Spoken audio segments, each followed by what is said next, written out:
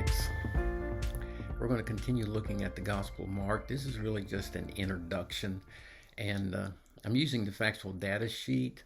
Got this idea from Warren Wiersbe's teacher, Lloyd Perry, who had a generic factual data sheet for sermon preparation.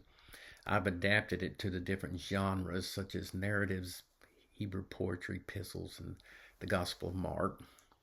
It's basically in two parts. You study the context. Some call this macro hermeneutics, getting the big picture.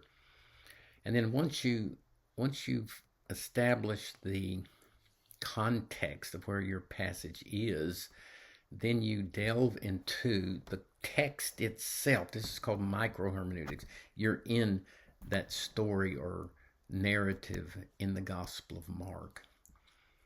So we want to begin with the context. The big context. We begin with the Gospels itself. That is the unique genre of the Gospels. And Wayne Slusser calls this the theological narrative biographies. These are not just stories. These are stories with a theological message. And so, the theological message of Mark is that the Son of God makes disciples. That's really important. And so the theme is established right at the very beginning. You go to Mark chapter 1, verse 1, and there, right at the beginning, he tells us the beginning of the gospel of Jesus Christ, the Son of God. And you can see all these references here to Jesus, the Son of God. Grant Osborne compared Jesus to a learning disability instructor. Why? Because the disciples were so slow to catch on to who Jesus was. And Grant Osborne says Jesus had the patience, the love, the repetition of a learning disability instructor with his disciples. So what is the theme of Mark? Mark presents Christ as the Son of God who makes the disciples. And he does it around 3 geographical locations. In the beginning of Mark, you have this geographical location of Galilee. And Jesus will minister one and a half years in Galilee. And he will be portrayed as the Son of God who forgives sins, as with the paralytic right here in chapter 2. But he's making disciples. He's ministering to the multitudes through healing, through feeding, and he's discipling his disciples to minister to the multitudes. But then in the middle of the Gospel of Mark, he still develops the theme. But the new geographical location is Jesus is on the way to Jerusalem. 6 months, the last 6 months of Jesus' public ministry, he pulls away from the crowds. He pours himself into the 12 on the way to Jerusalem, not just geographically, but spiritually in making disciples. The third location of the book is when the plot climaxes in Jerusalem. This is the Passion Week. This is the last 8 days of Jesus prior to his resurrection. And here he dies for the sins of the world. So how is that theme developed? It's developed around these 3 geographical locations. In Galilee, Jesus, the Son of God, disciples the multitudes. On the way to Jerusalem, Jesus, the Son of God, makes disciples with his disciples. In Jerusalem, Jesus, the Son of God, makes disciples of the world. So we're just asking basic Bible study questions. What is the theme? How is that theme developed? Who wrote the book? It's generally agreed that Mark wrote the book. You have men like Papias who said that Mark became the interpreter of Peter. Mark was the associate of Peter. Peter referred to Mark as my son, Mark. Mark heard Peter preached, and the idea here is he put those sermons into his gospel. When did he write the book? We have different opinions here. You have the opinion of some that Mark was the first book written, that is Mark in priority. And then you have others like Thomas Constable who believe in Matthean priority. But it really doesn't have to do, it doesn't matter as far as interpretation of the book. What matters is, here's another question, to whom did he write? Mark wrote to Christians in Rome. He used Latin isms, that is, Latin words that the Romans would be familiar with, such as the Praetorian Guard. Mark is the shortest of the Gospels because he wrote to the Romans who were the achievers. They built the Roman roads. He writes with brevity to those who were on the go. So once we determine the context, then we focus on the text itself. That's why preaching is called text-driven preaching.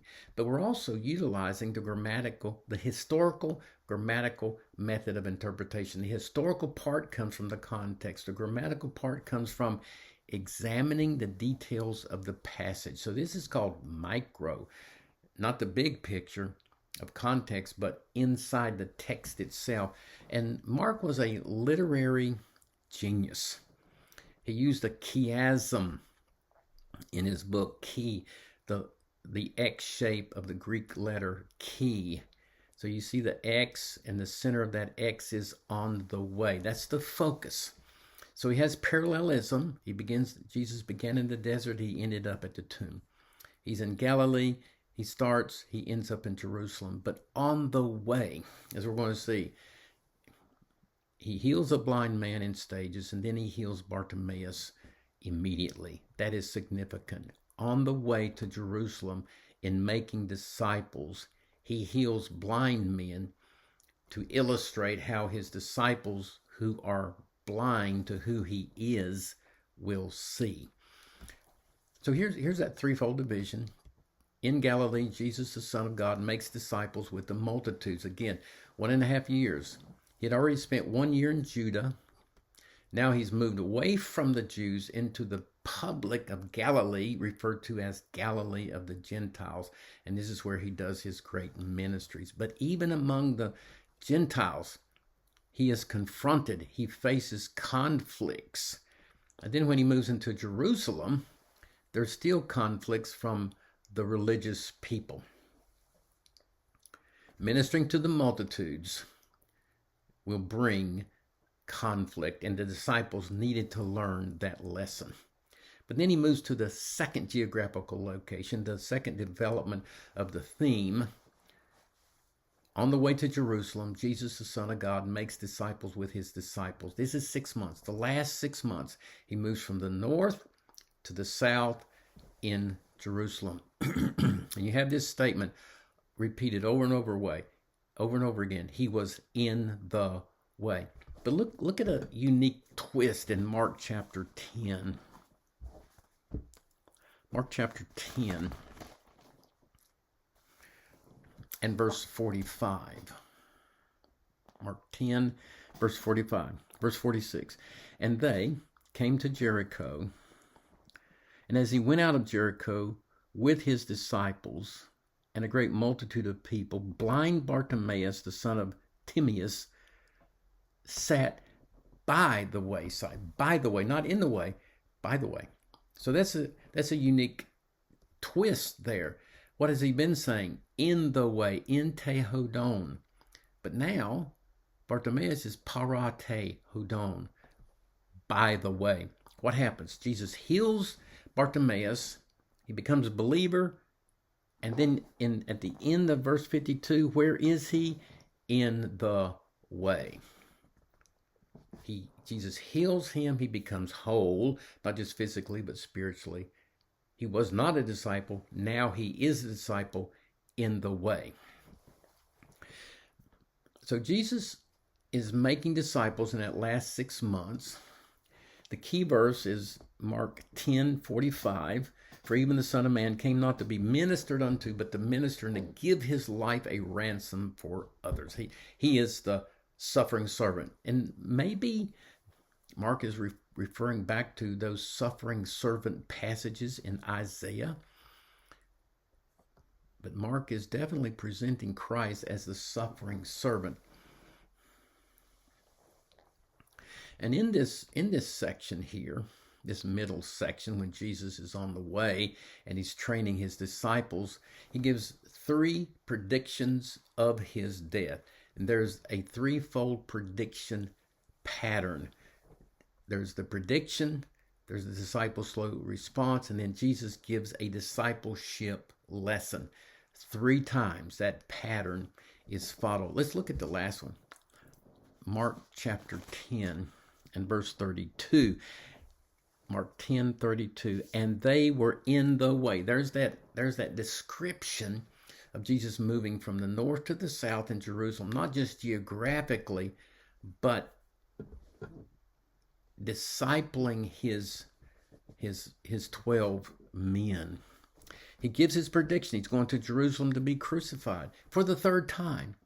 And how did the disciples slowly, dully respond? Verse 35, and James and John, the sons of Zebedee, came unto him, saying, Master, we would that you should do for us whatever we desire. What did they desire? They wanted to sit on his left hand and on his right hand in the kingdom.